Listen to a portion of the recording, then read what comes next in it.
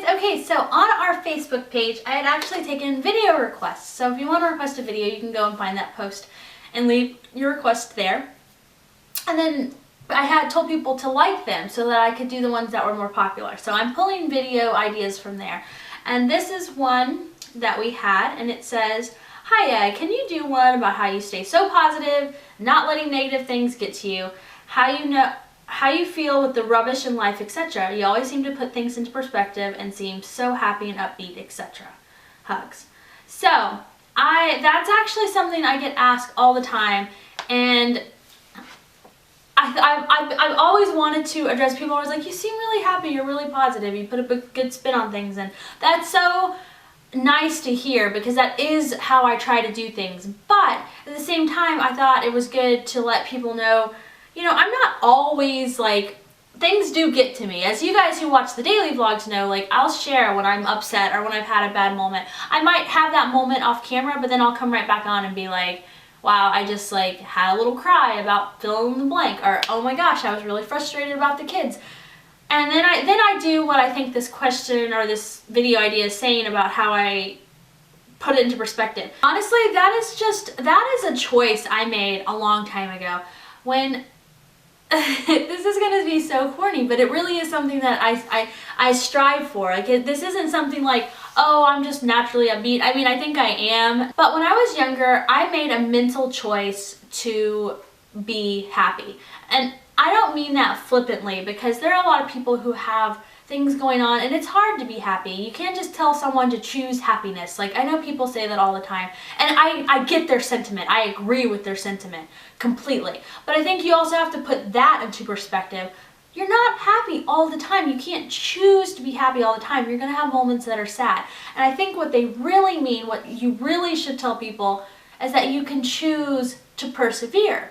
You can choose to have your moment of sadness or your hard time and then to move on from it and be better because of it, or to not wallow in it. Those are the choices that you can make. You can't necessarily choose to just be happy and not worry about it. And so I see that a lot. You know, I see it from big people like the Shaytards and they're right. But I feel like you almost need like a disclaimer about that. It's like, it doesn't just mean you choose happiness in that moment. Like I'm so sad. Oh, well, I'm not going to be sad. I'm going to be happy. Like, you're not doing that. That is not healthy to me. I think what it really means and how I try to be, and way before YouTube, way before I was even married, I mean, this is something I recognized as a young teenager. It's just that, you know, okay, we have this life, right? And things are going to happen that aren't great. You can't avoid that. It's just, you can't. It's gonna happen. It doesn't matter, you know, how much you plan or how much you hope or how much you pray or how much you plan, or things happen. Things happen. Sometimes something might happen that's just really small, and sometimes it's really big, but no matter what, that's what happens. It's, you know, those are the things that's part of life. And it's how you deal with those things and how you choose to recover from those situations and move on, or not even move on, but just handle it, that I think can kind of make or break you in terms of living life more positively. And so when I was younger, and I mean a lot younger, like 13 or 14, I had gone through this phase where, you know, I was really outgoing and I got really good grades and I was just that type of kid. And I just remember feeling like no one ever really gave me credit for being a really good kid. They just kind of were like, oh, she's the good kid, so we're not going to worry about her. Now, I'm not talking about at home. At home, I got lots of praise and everything. But just in general, and it kind of disillusioned me a little bit. So I turned into a bit of an angsty teenager, which is really typical. It's like so normal to do that. So I was around 13, 14, so I was just kind of like, I was just like, man, people are just, I was like, this is ridiculous. And you think you're like super smart and super awesome. And that's like kind of how I went. I didn't really change. Like, I still was a straight A student. I still was involved in lots of things. So I wasn't like hardcore angsty. I was just like more like, oh, maybe it's cooler if I'm more serious or whatever. That didn't even last a school year, because I was like, I just remember being like, this is ridiculous. Like, you can't pretend to be something you're not. You can't just act like things don't matter in a good or bad way. I was like, that's stupid. And and now that I'm older, I realized that was probably pretty profound for a 13 to 14-year-old to like recognize. So I'm glad that young Courtney did, and I didn't like get stuck in that little like world for 5 years like a lot of my peers did. But I just remember being like, oh, forget this. And like, I realized something at that point. I realized that no matter what the person was, everybody really at the core of it, everyone was the same. Everyone was just a person who was living their life, and everyone mattered, and everything mattered, and no one was, you know, better or worse than anyone else, and everyone had bad moments, no matter how perfect their life may seem. And sometimes the people who seemed to be the saddest actually had a really great life. They just liked maybe having that kind of thing going on. And then, you know, sometimes the people who had a hard life were the happiest people you'd ever meet, because, you know, and I don't know, I just remember taking stock of that. And from that point on, that was about my 9th grade year, I was like, I'm just gonna be who I am, and I'm happy. I want to be happy. And I am happy, and I'm energetic, and, you know, and I just remember being like, if I like this kind of music, I like this kind of music, and I'm not gonna, you know, I'm gonna do this, and if I like this shirt, I'm gonna wear this shirt, and it makes me happy. And so the reason I'm sharing that story is because that's what kind of led, I think, that was like one of those growing things that shaped my personality.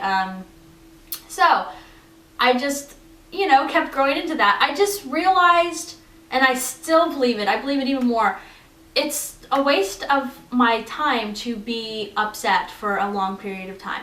And it's a waste of my life to get hung up on something and let it weigh me down for more than maybe the 5 minutes that it deserves.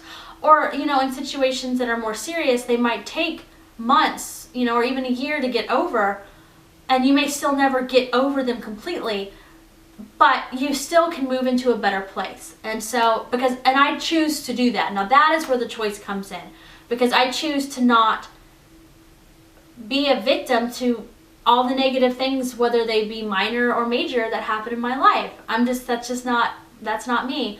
I'm not here to drag my way through till I reach the end of time. I'm here to enjoy things, and enjoy my kids, and enjoy my husband, enjoy my family, enjoy my friends, enjoy myself, enjoy this life that I have. I get mad, I get sad, I get really angry, just like everybody else. I have moments where I literally can break down. Usually, now that I'm a mom, it's about the kids. They do something and it drives me crazy. But I always just get over it.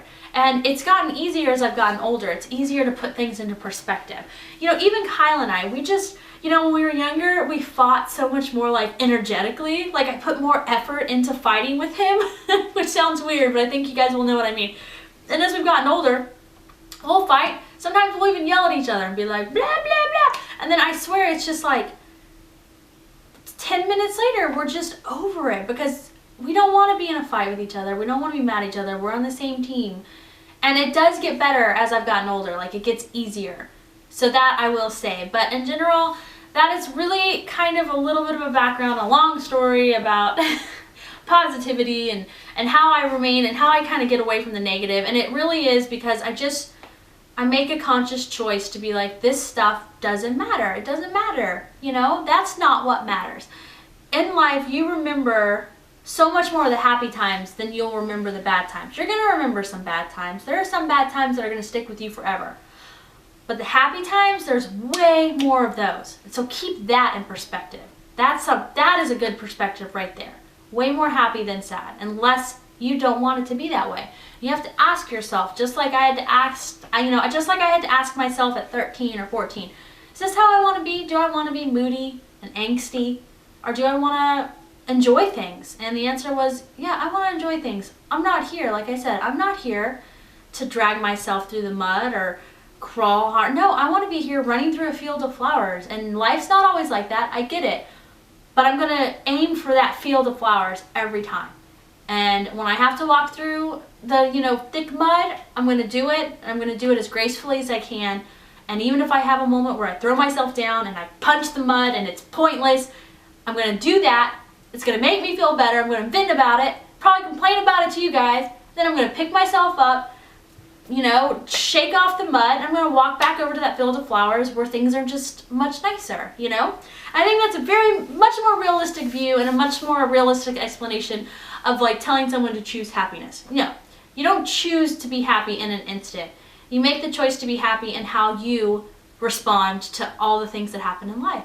Like, and that is your choice. It's not in the moment, because you're still going to get mad and sad and all that other stuff, you know? It's just like, how are you going to come back from that? Are you going to let it weigh you down for 5 years, or are you going to move on from it?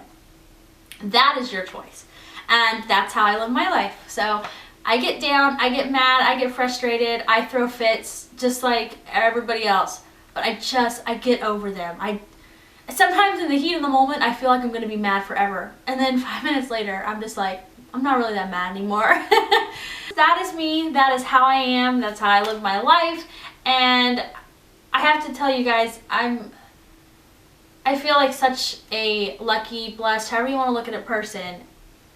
And I don't think it's all a matter of chance. I think a lot of it really is the perspective I put on things.